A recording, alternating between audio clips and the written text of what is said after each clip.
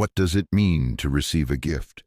Not the giving of gold or gems, nor the passing of a blade or a song, but the offering of something deeper, something that promises to change the heart, to alter the course of days, to bind the soul to a purpose unseen.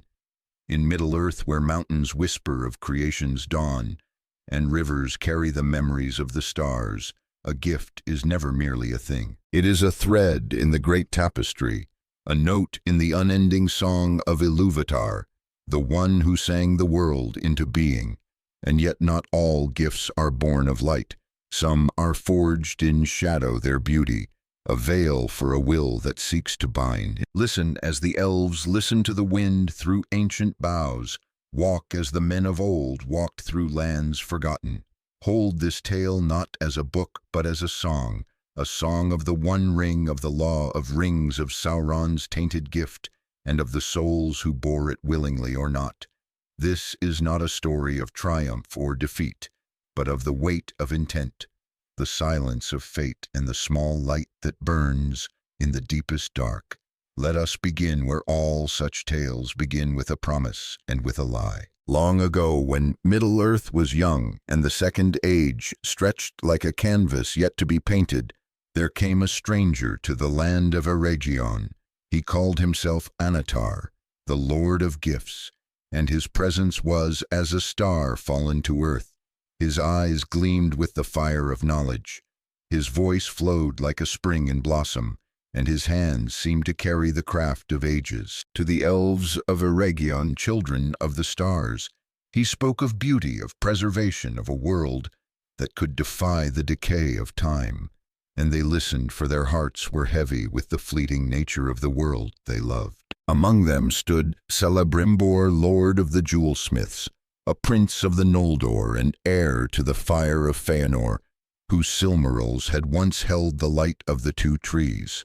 Celebrimbor was no mere craftsman. He was a maker, a dreamer, a soul whose hands could shape the intangible into form. In him burned a longing to create something eternal, something that would hold the glory of Middle-earth against the tides of change. When Anatar came bearing promises of knowledge beyond mortal reach, Celebrimbor saw not a stranger but a guide, a teacher who could unlock the secrets of creation itself. Anatar's gift was not a thing of substance. He brought no jewels, no relics, no scrolls of ancient lore. His gift was the law of rings, a craft so subtle, so profound, that it seemed to bridge the mortal and the divine. This law was no mere technique. It was a magic, a science, a ritual, a way to pour the essence of the maker into a single small circle of metal.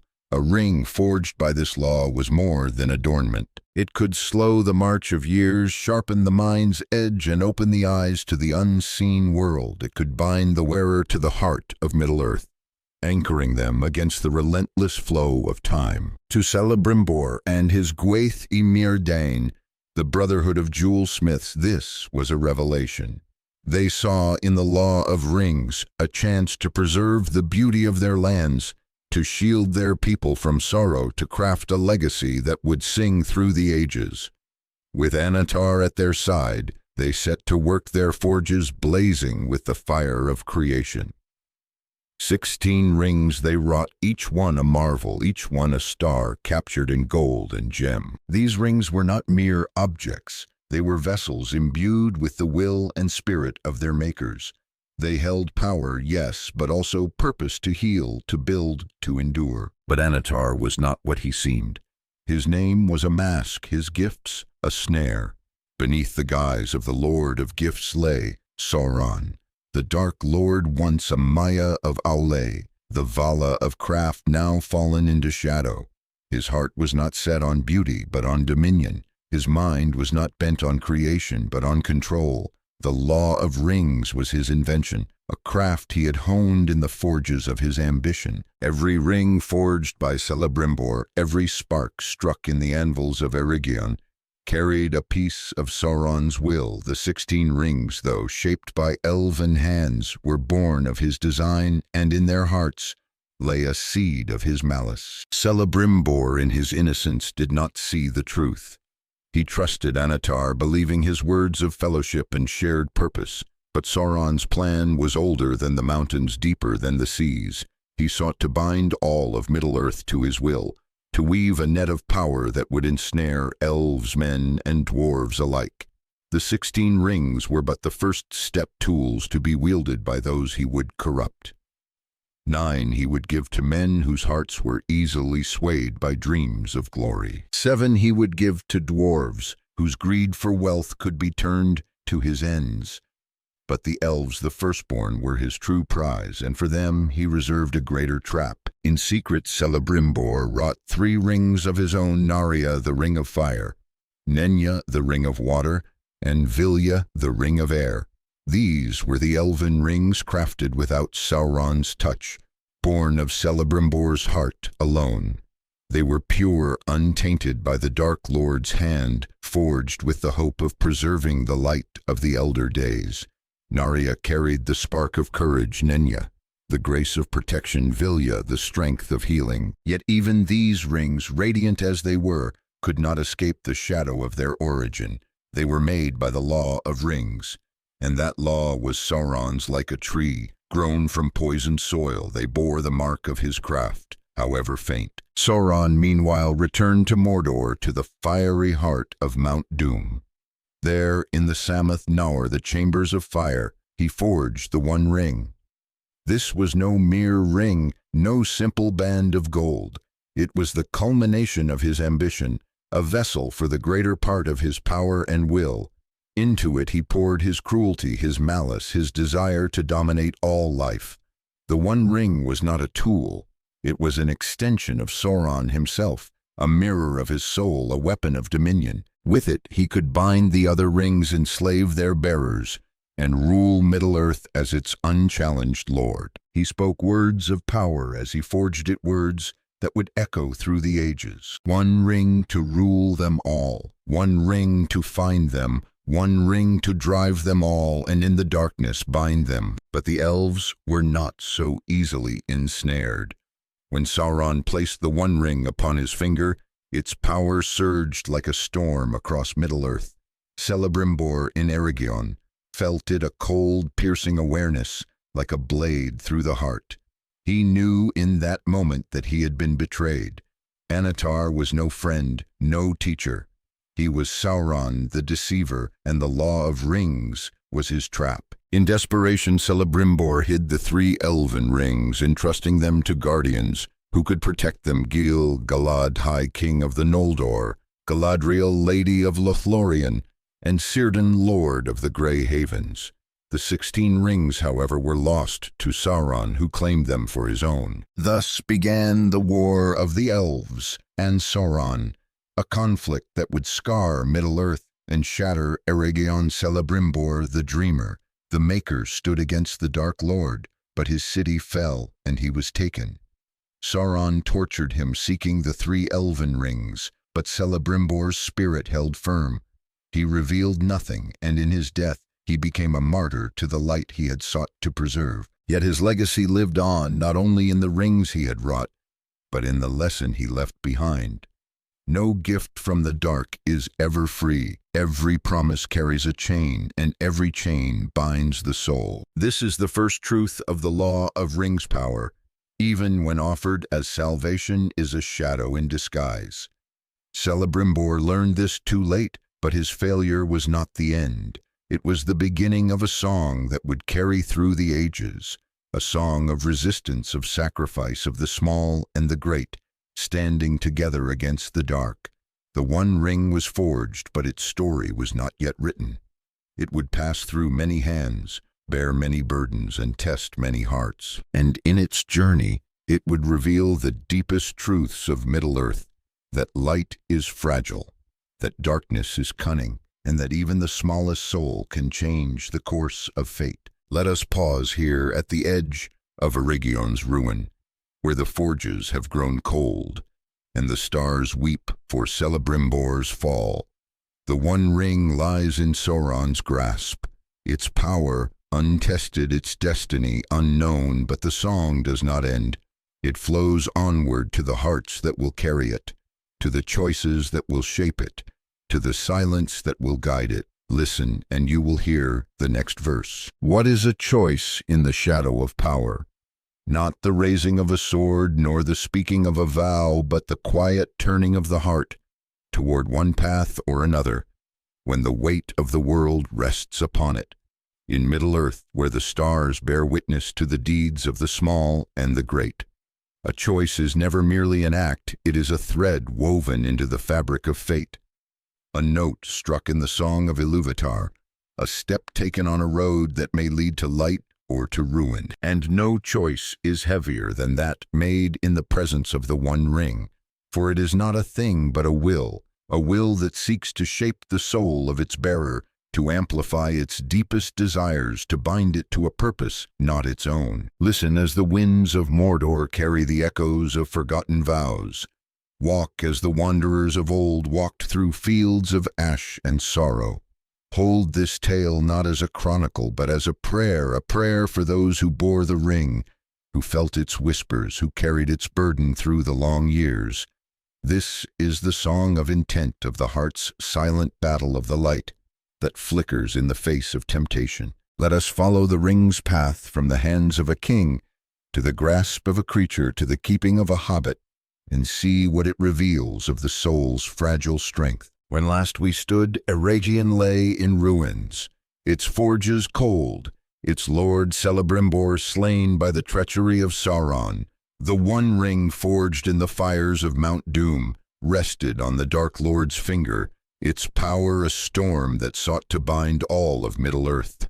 The 16 rings crafted with Sauron's tainted law were his to wield, while the 3 elven rings, pure but frail, were hidden from his grasp. The war of the elves and Sauron had begun, and Middle-earth trembled under the shadow of his ambition. But the ring's story was not yet one of dominion. It was a story of choices, and the first to choose was a man named Isildur. Isildur, son of Elendil, was a king of men, a Númenórean of the line of the faithful, whose heart burned with courage and grief. At the end of the Second Age, he stood with the last alliance of elves and men, facing Sauron's armies on the plains of Dagorlad. The battle was fierce, the cost unbearable. Elendil, his father, fell, and Narsil, the sword of kings, was shattered. Yet Isildur, in a moment of defiance, took up the broken blade and struck Sauron down. The Dark Lord's form was broken, and the One Ring, gleaming with malevolent light, was cut from his hand. In that moment, Isildur stood at the precipice of history. The ring was his not by desire but by chance, or so it seemed. He held it hot as a coal, searing his flesh, and yet he did not cast it away. He carried it to the Samath Naur, the very heart of Mount Doom, where the ring had been forged. There, in the presence of Elrond, the Elf Lord, and Círdan, the shipwright, he faced a choice that would echo through the ages. The fires of the mountain roared hungry for the ring's return, but the ring spoke to Isildur's heart. It did not command, it whispered. It promised strength to rebuild his kingdom, power, to honor his father's memory, glory, to secure his people's future. And Isildur listened. He called the ring a weregild, a payment for the lives of his father and brother, lost in the war. He claimed it not as a lord of darkness, but as a man burdened by loss, seeking to make meaning from sacrifice. Yet the ring was no mere trophy. It was alive in its way, a vessel of Sauron's will, and it knew its master. It burned Isildur's hand, weighed upon his mind, and sowed doubt in his heart. He could not wield it, not truly, for its power was too great, its purpose too alien. But neither could he destroy it. Tolkien tells us that no, will not even Sauron's own, could willingly cast the ring into the fire. Its allure was absolute, its hold unbreakable. Isildur's choice was not one of evil, but of weakness, a weakness all too human. He bore the ring for 2 years, a king in exile, haunted by its heat and its whispers. He wrote of its pain, of the doubt that gnawed at him, of his fear that he could never be free of it. In the end, the ring betrayed him, fleeing an ambush of orcs by the banks of the Anduin. He donned the ring to escape its power, cloaking him in shadow. But as he swam through the river's reeds, it slipped from his finger, lost to the depths. The orcs, seeing him revealed, struck him down with arrows. Isildur died, but in his death he was freed. The ring was no longer his burden. For centuries it lay in the Anduin, hidden beneath the silt, waiting. The river in its silence was a kinder keeper than any mortal could be. It held the ring without desire, without intent, its waters flowing over the gold as if to wash away its malice. But the ring was patient. It was not a thing to be forgotten. It waited for a new bearer, a new choice, a new heart to test. That heart belonged to Smeagol, a creature of the Storefolk kin to the hobbits who lived by the river's edge. One day, fishing with his friend Deagol, he saw a glint in the water. Deagol drew it forth, a ring, small and perfect, gleaming with a light that seemed to call to the soul. In that moment, Smeagol's heart turned. He wanted it, needed it with a hunger he could not name. When Deagol refused to give it up, Smeagol killed him, strangling his friend and claiming the ring as his own. He called it his birthday present, a lie to cloak his guilt. But the ring cared not for his reasons. It had found a new bearer, and it began its work. Smeagol's first act with the ring was murder, and that act defined his bond with it. The ring did not force him to kill. It fed the greed already within him, amplifying it until it consumed him. It granted him long life, invisibility, and a strange, wretched power. But it also twisted him. Smeagol became Gollum, a creature of shadow, driven from his home, hiding in the dark beneath the misty mountains. The ring was his precious, his obsession, his torment. It sustained him, but it also devoured him, turning his mind to a maze of longing and despair. For 500 years he clung to it, a prisoner of his own choice, his soul eroded by the ring's relentless will. Yet the ring was not content to remain in the dark. It sought its master Sauron, whose spirit lingered in the shadows of Mordor, gathering strength.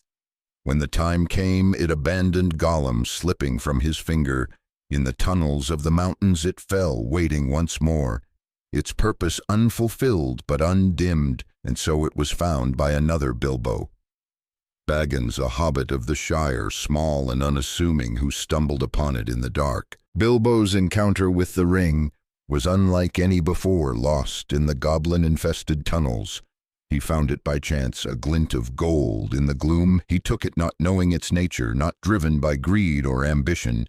When he met Gollum, a creature wretched and dangerous, Bilbo faced a choice. With the ring on his finger, cloaked in its shadow, he held a sword to Gollum's throat. He could have killed him, ended the threat, claimed the ring as a conqueror, but Bilbo stopped. He saw the pain in Gollum's eyes, the ruin of a soul not unlike his own. He chose pity, sparing Gollum's life, and in that choice he set himself apart. Bilbo's first act with the ring was mercy, and that mercy became his shield.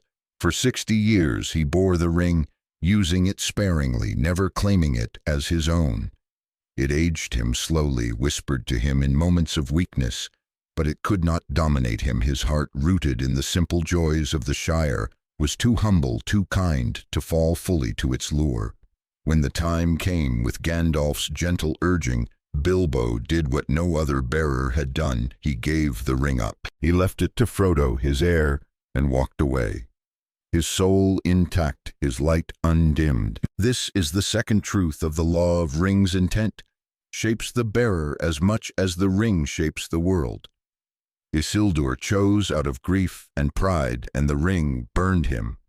Smeagol chose out of greed and envy, and the ring consumed him. Bilbo chose out of pity and humility, and the ring could not claim him. The ring is not a force of compulsion. It is a mirror reflecting the heart's deepest truths. It amplifies what is already there, be it shadow or light, and yet no bearer is ever truly free. The ring leaves its mark, a scar upon the soul, a memory of the burden it imposes. Let us linger here in the quiet of the Shire, where Bilbo's laughter still echoes and the ring lies hidden, waiting for its next bearer. The song of Middle-earth is far from over. The One Ring has passed through hands of glory and ruin, of malice and mercy, and its journey is not yet done. Ahead lie greater trials, deeper silences, and the faint, persistent light of hope. Listen, and the next verse will unfold. What is fate in a world where shadows cast long webs? Not the clanging of swords, nor the shouting of kings, but the quiet unfolding of moments, each one a pebble dropped into the river of time, rippling outward to shape the ages. In Middle-earth, where the stars hold secrets older than the mountains, fate is not a chain that binds, but a song that guides, a song sung by Iluvatar, the one whose will weaves through the choices of the great and the small. The one ring forged to dominate is no master of this song. It is a note within it, a discord that seeks to drown the melody, yet cannot escape the harmony of the greater design. Listen as the fires of Mount Doom whisper of endings yet to come. Walk as the weary tread paths through ash and despair. Hold this tale not as a history, but as a hymn for those who bore the ring, who felt its weight, who walked in the silence of a purpose they could not fully see. This is the song of fate, of the unseen hand that turns the wheel, of the light that persists when all seems lost. Let us follow the ring's path from the hands of a hobbit to the heart of Mordor, and see what it reveals of the soul's place in the vast tapestry of creation. When last we lingered, the Shire lay green and quiet, its fields untouched by the shadow of war. Bilbo Baggins, the hobbit, who had borne the One Ring with pity and humility, had relinquished it, passing it to his heir, Frodo. The ring, a small circle of gold, lay hidden in an envelope, its malice dormant but unquenched. Sauron, the Dark Lord, was rising again in Mordor, his spirit gathering strength, his eye searching for the ring that held his power. The world stood on the edge of a new age, and the ring, like a seed buried in the earth, awaited the moment to sprout. Frodo Baggins, a hobbit of gentle heart, was not born for greatness. He loved the Shire, its rolling hills, its winding streams, its tales of simple joys. Yet when Gandalf the Grey Pilgrim revealed the truth of the ring, Frodo's world changed. It was no mere heirloom, no trinket of adventure. It was the One Ring, Sauron's greatest weapon, a thing of such power that it could enslave Middle-earth. Gandalf spoke of its forging, of its treachery, of the peril it posed. And he spoke of a choice. The ring could not remain in the Shire. It must be destroyed, cast into the fires of Mount Doom where it was made. Frodo's heart quailed. He was no warrior, no sage, no lord of legend. He was a hobbit, small and untested, whose greatest battles had been against the thorns of a bramble patch. Yet he felt the weight of the ring, not just in his pocket, but in his soul. It was a burden he had not sought, a destiny he had not chosen. In the silence of Bag End, with the fire crackling and the night pressing close, Frodo made his choice. "I will take the ring," he said, his voice trembling, "though I do not know the way." This was no act of heroism, but of duty, a duty born of love for the Shire, for his friends, for the world he knew. Frodo did not claim the ring as his own, as Isildur had done, nor did he seize it with greed as Smeagol had.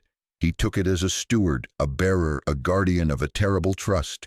And so began his journey, a road that would lead him from the green fields of home to the desolate wastes of Mordor, from the light of fellowship to the shadow of despair. The ring was not a passive burden.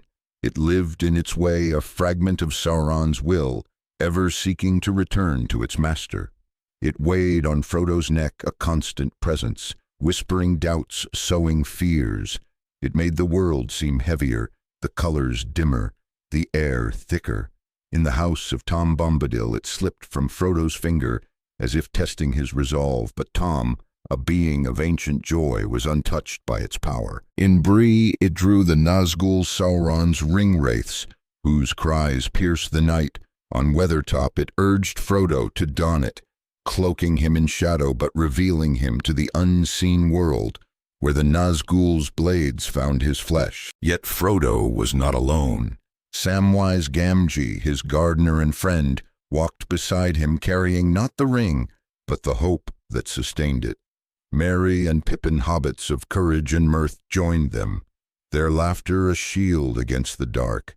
Gandalf guided them, his wisdom a beacon, until he fell in, Moria wrestling the Balrog in the depths. Aragorn, heir of Isildur, protected them, his sword, a promise of ancient kings. Legolas and Gimli, elf and dwarf, lent their strength, their bond, a testament to unity. This fellowship of the ring was Frodo's light, his anchor, his reason to endure. But the ring's power grew as they neared Mordor in Lothlorien. Galadriel, bearer of Nenya, saw Frodo's burden and offered him a glimpse of her own. She showed him the mirror where visions of ruin and loss danced. Shire, burning friends, suffering himself chained in shadow. She spoke of her temptation of the ring's offer to make her a queen, beautiful and terrible. Yet she refused it, choosing to diminish, to pass into the west. Her words were a warning and a comfort. The ring's power was not Frodo's to wield, but neither was its burden his alone. At Amon Hen, the fellowship broke. Boromir, a man of Gondor, succumbed to the ring's lure, seeking to take it for his city's defense. His betrayal was not malice, but desperation, a mirror of Isildur's own. Frodo fled, donning the ring to escape, but its weight was too great. He chose to go on alone to spare his friends, but Sam followed, refusing to let him face the dark unaided. Together they set out for Mordor, two small figures against a world of shadow. The ring's journey, though, was not Frodo's alone. It was shaped by another, a creature bound to it by centuries of torment. Gollum Smeagol, once a hobbit-like being, had been warped by the ring into a wretched shadow, his soul torn between love for his precious and the faint memory of who he had been. He trailed Frodo and Sam, driven by obsession, his eyes gleaming in the dark. In the Amin mule he attacked, but Frodo and Sam subdued him. Frodo, seeing the ruin in Gollum's face, chose pity, as Bilbo had before him. He spared Gollum, binding him with a promise to guide them to Mordor. Gollum's oath was sworn on the ring, a treacherous vow. "We swears to serve the Master of the Precious," he said, his voice a hiss of longing and deceit. Frodo accepted, not out of naivety, but out of necessity and perhaps hope. He saw in Gollum a reflection of what he might become, a warning of the ring's power to destroy. He called him Smeagol, seeking the spark of the creature's lost self. And for a time Gollum seemed to soften. He led them through the dead marshes, past the ghosts of ancient wars, and toward the Black Gate, his heart wavering between loyalty and betrayal. This is where the silence of fate begins to sing. The ring's path from Isildur to the Anduin, from Smeagol to Bilbo, from Bilbo to Frodo, was no mere chain of chance. Tolkien speaks of chance, well-used moments, where the hand of Ilúvatar the One moves unseen. In the Silmarillion, Ilúvatar declares that all things, even the discords of evil, shall prove his instrument. Sauron forged the ring to dominate, but he could not see the greater design. The ring's betrayals, slipping from Isildur, abandoning Gollum, falling to Bilbo, were not its own will, but the quiet workings of a purpose beyond its maker. Frodo's choice to bear the ring was his own, yet it was guided. Gandalf, who had watched the hobbits for centuries, saw in them a resilience, a simplicity that could resist the ring's corruption. Bilbo's pity for Gollum, Frodo's mercy toward him, Sam's unwavering loyalty, these were not accidents, but threads in the tapestry of fate. Even Gollum, wretched and treacherous, had a role to play. His oath on the ring, his struggle between Smeagol and Gollum, his presence on the road to Mordor, all were part of the song, though he could not hear it. The ring itself was blind to this. It sought only its master Sauron, whose power grew in Mordor's towers. It did not know that its journey was leading not to reunion, but to ruin. Frodo, bearing it toward Mount Doom, was not its pawn, but its unwitting guide. His steps, heavy with fear, were steps toward an end he could not see, and Gollum, trailing behind, was not merely a thief, but a key forged in the fires of his own torment. destined to turn in the final hour. This is the third truth of the law of rings. Fate is not a master, but a partner. The ring's power is vast, its will relentless, but it is not the author of the world's story. Every choice, every act of pity or betrayal, every moment of despair or hope is a note in Ilúvatar's song. Frodo carries the ring, but he does not walk alone. Gollum follows, but he does not choose his path. The silence of fate holds them both, guiding them toward a moment when the ring's own treachery will be its undoing. Let us rest here in the shadow of Mordor's gates, where Frodo and Sam tread with weary hearts, and Gollum's eyes gleam. With hidden intent, the song of Middle-earth grows darker, its notes heavier, but it does not falter. The One Ring draws closer to its birthplace, and the silence of fate grows louder. Listen, and the next verse will rise. What is fear? When the world itself seems to conspire against hope, not the trembling before a foe, nor the dread of a storm's approach, but the quiet gnawing of the heart, the shadow that whispers of failure, of futility, of a darkness that cannot be undone. In Middle-earth, where the earth bears scars of ancient wars, and the sky holds the weight of forgotten stars, fear is not an enemy to be slain, but a companion to be endured. And yet against its tide rises faith, not the certainty of victory, but the stubborn will to walk on, to carry the light, to believe in a dawn unseen. The One Ring, a circle of gold forged to bind, is fear's greatest ally, and faith's sternest test. Listen as the ash of Mordor chokes the air with its bitter song.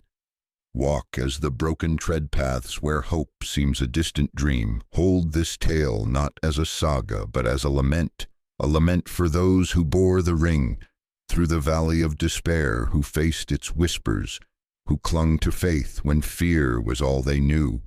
This is the song of endurance, of the heart's quiet defiance, of the light that burns when the world is cloaked in shadow. Let us follow the ring's path through the wastes of Mordor to the very edge of doom, and see what it reveals of the soul's capacity to bear the unbearable. When last we stood, Frodo Baggins and Samwise Gamgee, two hobbits small and weary, approached the black gate of Mordor, guided by Gollum, the creature bound to the ring by centuries of torment.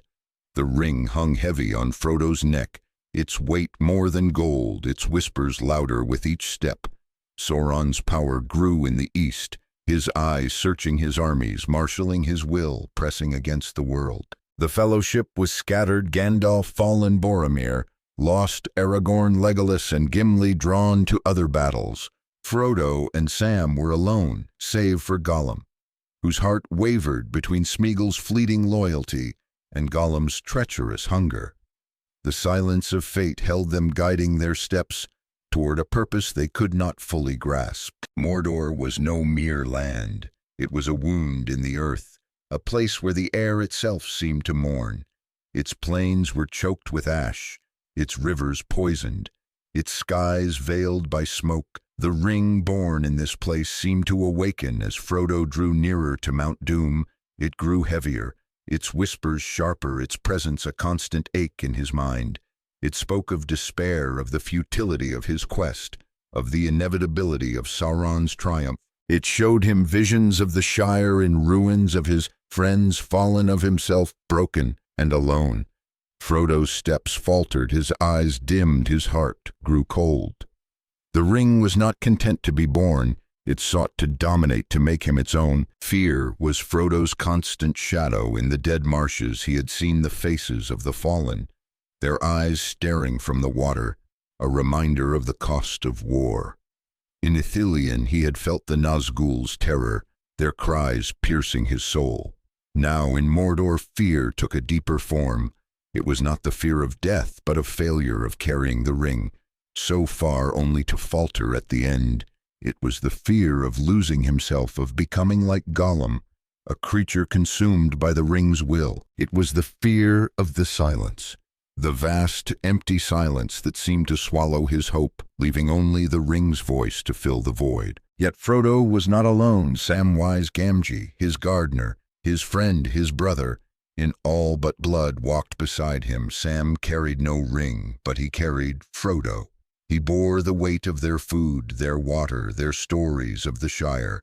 When Frodo stumbled, Sam lifted him. When Frodo's eyes saw only shadow, Sam spoke of sunlight, of the taste of strawberries, of the laughter of hobbit children. In the desolation of Mordor, Sam saw a star, a single clear light piercing the smog, and he clung to it, a symbol of a world beyond Sauron's reach. "There's some good in this world, Mr. Frodo," he said, "and it's worth fighting for." Sam's faith was not grand or lofty. It was simple, rooted in love for his master, for his home, for the small joys that made life worth living. He did not believe they would triumph. He did not dream of glory. He believed in Frodo, in the duty they shared, in the need to keep going one step at a time. When Gollum's treachery led them into the lair of Shelob, the monstrous spider, Sam fought with a ferocity born of love. He wielded Sting the Elven blade and drove Shelob back, a hobbit, against a nightmare. When Frodo fell poisoned by her sting, Sam thought him dead, and his heart broke. Yet even in grief he took the ring, not to claim it, but to carry on Frodo's quest. The ring tempted Sam as it tempted all who bore it. Standing alone in Cirith Ungol, with Frodo's body before him, he felt its pull. It offered him power to be Samwise the Strong, a hero of legend striding across Middle-earth with armies at his call, turning Mordor's wastes into a garden of flowers and fruit. The vision was vivid, intoxicating, a dream of greatness. But Sam was a gardener, not a king. His heart knew its measure, its need for a single small plot of earth tended by his own hands. He rejected the ring's lure, not with grand defiance, but with plain hobbit sense, with love for Frodo, with faith in the task they shared. When Sam learned Frodo lived captured by orcs in the tower of Cirith Ungol, he fought to free him. He returned the ring, its weight passing back to Frodo, who woke, weakened, haunted, but resolute. Together they pressed on, crawling through Mordor's wastes, their bodies failing, their spirits fraying. The ring grew heavier still, a chain that seemed to bind Frodo's very soul. He spoke less, ate less, saw less. The world narrowed to the ring, to the fire of Mount Doom, to the endless road that led there. Fear consumed him, but faith, Sam's faith and the faint echo of his own, kept him moving. Gollum, too, was never far. His oath on the ring held him, but his heart was torn. Smeagol, the flicker of his old self, wanted to serve Frodo, to be free. Of the ring's torment, Gollum, the creature it had made, hungered for the precious, plotting betrayal. In the shadow of Mount Doom, his struggle reached its peak. He led Frodo and Sam through secret paths, his eyes gleaming with a mix of fear and longing. He attacked Frodo, driven by desperation, but Frodo's pity held firm. He warned Gollum, wielding the ring's power for the first time, his voice a command. "If you touch me again, you shall be cast into the fire of doom." The words were a prophecy, a thread in the tapestry of fate, though none could see it yet. The ring's temptation was relentless. It offered Frodo dominion, not as a dark lord, but as a savior, to wield its power for good, to protect the Shire, to end the war. But Frodo knew, as Galadriel had known, that such power could not be tamed. The ring was Sauron's, and its good was a lie. Yet the fear remained, fear of failing, fear of falling, fear of the moment when his will would break. Faith was his shield, but it was a fragile one. He clung to Sam's presence, to the memory of Gandalf's words, to the hope that his suffering had meaning, even if he could not see it. This is the fourth truth of the law of rings. Fear and faith are twins born of the same heart. The ring thrives on fear, feeding doubt, despair, and the shadow of defeat. But faith, however small, can hold it at bay, not by banishing fear, but by walking through it. Frodo's faith was not in himself, but in the world he loved, in the friends who bore him up, in the unseen purpose that guided his steps. Sam's faith was in Frodo, in the goodness of the Shire, in the stubborn belief that one more step was worth taking. Even Gollum in his wretchedness was touched by faith, a faint flickering hope that Smeagol might yet be redeemed. Let us pause here on the slopes of Mount Doom, where Frodo crawls, Sam supports, and Gollum lurks, their fates entwined with the rings. The song of Middle-earth is at its darkest, its notes heavy with sorrow, but it does not end. The fire of Sammath Naur waits, and the silence of fate grows taut, ready to snap. Listen, and the final verse will unfold. What is left?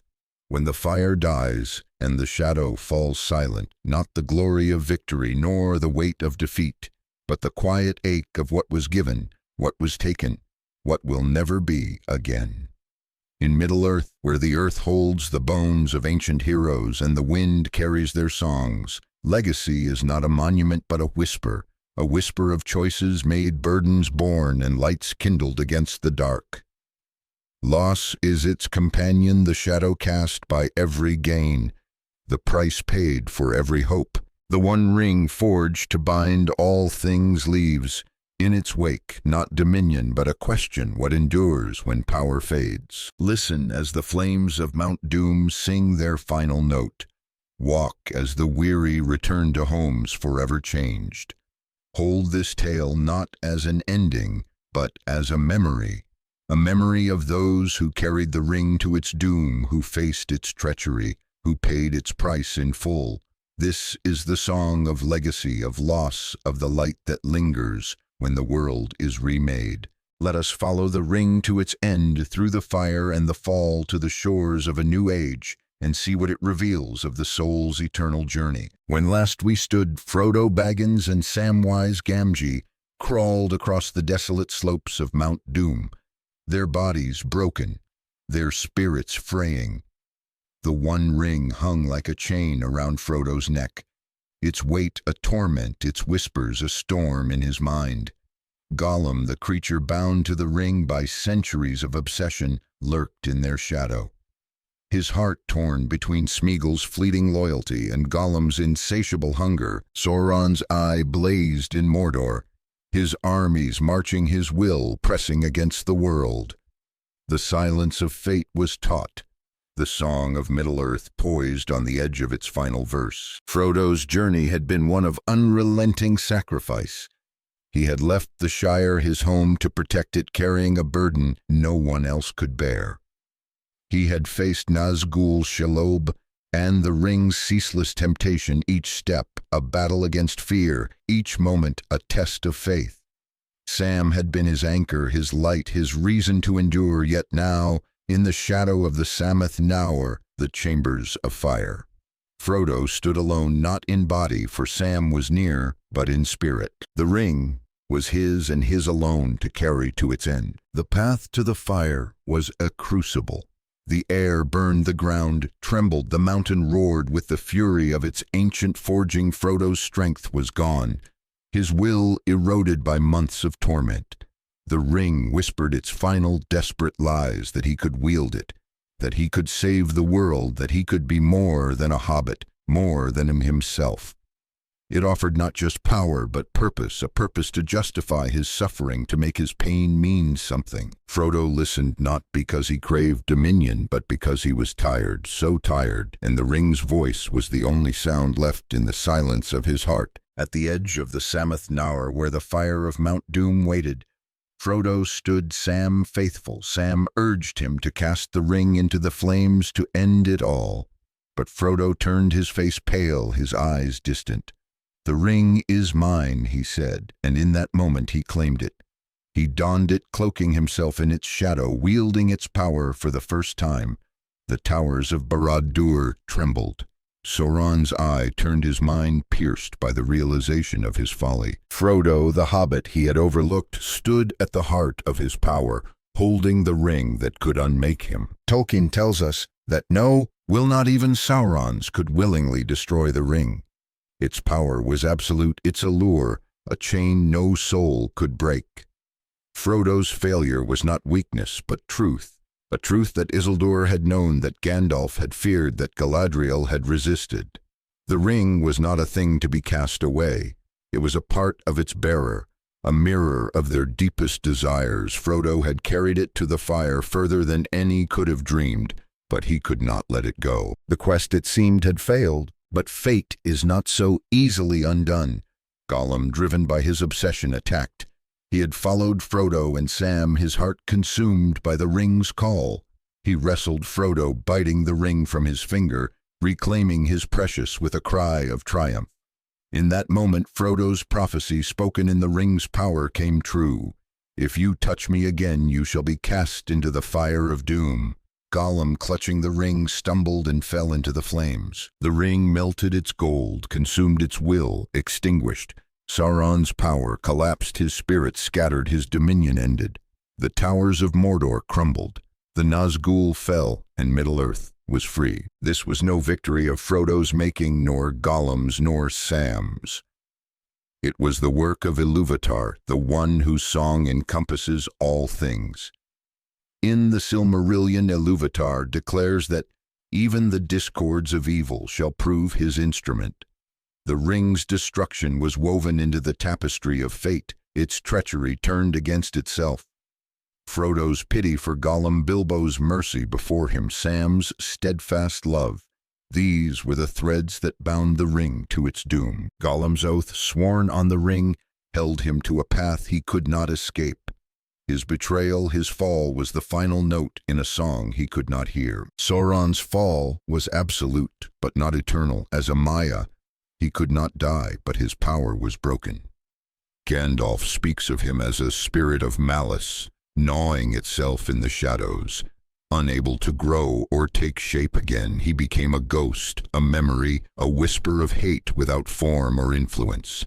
The other rings, the 3 of the elves, the 7 of the dwarves, the 9 of men, lost their power, their light fading with the one. Middle-earth entered a new age, the age of men, where the magic of the elder days would dwindle and the dominion of mortals would rise. For Frodo, there was no triumph. He and Sam were rescued by the eagles, carried from the ruin of Mount Doom to the fields of Ithilien, where Aragorn, now king, honored them. The Shire was saved. Sauron defeated, the world remade, yet Frodo was not whole. The ring had scarred him, not in flesh, but in spirit. He returned to the Shire, but it was no longer home. He bore wounds that would not heal, memories of fear, of betrayal, of the moment he claimed the ring as his own. He wrote his story, passing the red book to Sam, but he could not find peace. "I am wounded," he told Sam, wounded. "It will never really heal." In the end, Frodo sailed from the Grey Havens, joining Gandalf, Galadriel, and Elrond on the ship to the Undying Lands. It was not a reward, but a release, a chance to find healing beyond the circles of the world. Sam watched him go, his heart heavy with love and loss, then returned to the Shire, to his family, to the life Frodo had saved. The Shire endured, green and vibrant, but it was changed. The elves departed, their realms fading. Lothlorien, once sustained by Nenya, withered. Rivendell, guarded by Vilya, grew silent. The light of the elder days passed, leaving a world both brighter and dimmer. This is the legacy of the One Ring, not power, but sacrifice. Frodo's journey was not one of glory, but of giving his strength, his peace, his very self to save what he loved. Sam's legacy was love, a love that carried Frodo when he could not walk, a love that rebuilt the Shire when the quest was done. Gollum's legacy was tragedy, a warning of what the ring could do to a soul that chose wrongly. Sauron's legacy was ruin, his ambition reduced to ash, his name a shadow in the tales of men. Loss is the price of legacy. The elven rings, pure and radiant, faded with the one, their power bound to its fate. Galadriel, Elrond, and Gandalf accepted this, knowing that their time in Middle-earth was ending. The Shire was saved, but Frodo could not share its joy. The world was free, but it was lesser, its magic dimmed, its wonders passing into legend. Yet in this loss there was hope, not the hope of a perfect ending, but of a world where new lights could be kindled, where the small could still shape the great, where the song of Ilúvatar would continue. This is the fifth truth of the Law of Rings. Legacy is born of loss. and loss is the cradle of hope. The ring's destruction was not an end, but a beginning of an age where men would forge their own path, where the memory of the elder days would guide, but not bind, Frodo's sacrifice. Sam's love, Gollum's fall, these were not the end of the story, but its heart, its truth, its light. Let us end here at the Grey Havens, where Frodo stands on the shore, his eyes turned westward. The ship sails its white sails, catching the light of a setting sun, and the song of Middle-earth fades into the waves. Frodo carries no ring, but he carries its memory, its pain, its lessons, its faint, persistent hope. Sam returns home to the laughter of his children, to the green of the Shire, to the life that Frodo gave him. The world turns, and the song does not end. It lingers, a melody of light and shadow, of loss and love, of the small and the great, forever woven into the heart of creation. Listen, and you will hear it, still a song that does not resolve but reveals, a song that does not promise answers but offers light, and that light, however small, is enough.